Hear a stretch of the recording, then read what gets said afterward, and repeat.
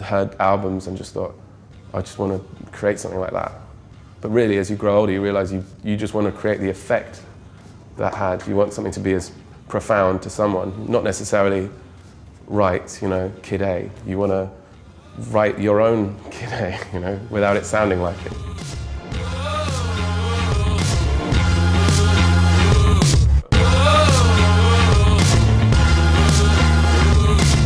Let's move a dial. Let's hold reset. Let's talk about the time I thought you had to rest. Everything you make has got the mark of your personality.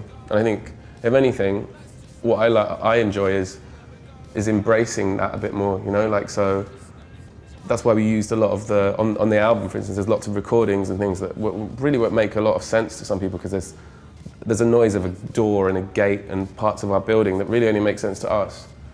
And there's words and lyrics that I've got particularly that mean things to me. But I think that it doesn't necessarily have to, you know, it doesn't necessarily mean anything to anyone else, but they could have their own interpretation. It steps in time and drags its heels. It panders to see. We finished the album, a version of the album, which was the same songs and was everything that the album is now, except it was, you know, it was very insulated in this world that we'd sort of built for ourselves. It was London in 2011 when we were recording it. These people in this room, these instruments, which was cool because we were quite proud of the fact that it didn't lend itself to one thing or the other. But then we realised it had become its own like monster, and it just, when you went, you know, it would only make sense to us, and that kind of, it's important to me for music to feel personal to everyone at the same time as, you know, quite a private thing. So I didn't want to make an album that it just made sense to you if you were male in London, in that room, listening to these bands, listening to those DJs and going to those clubs.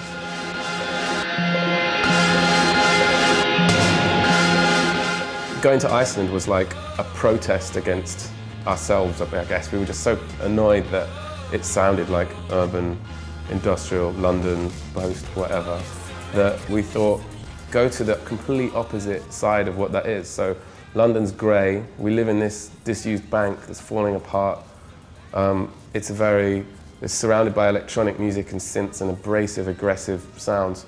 So go to Iceland, to Sigur Rós studio, where it's sunny, 24-hour, it's 24-hour daylight, so it's just always bright.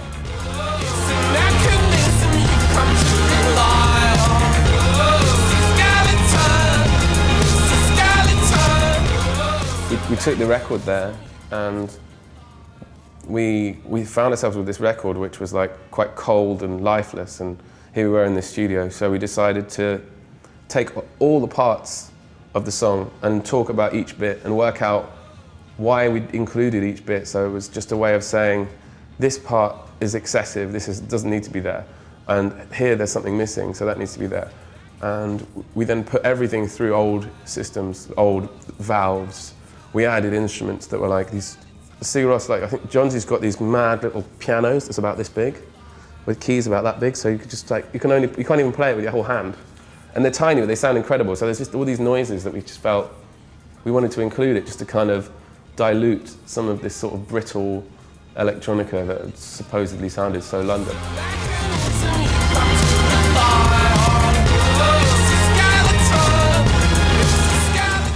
I mean, at the time, I just didn't think it did sound so cold, but now when I listen back to the version 1 of the album, it sounds like you have a headache at the end of it. You know, it's really aggressive and horrible, so it gave it a bit of light. So we effectively remixed our album and then came back with a new version.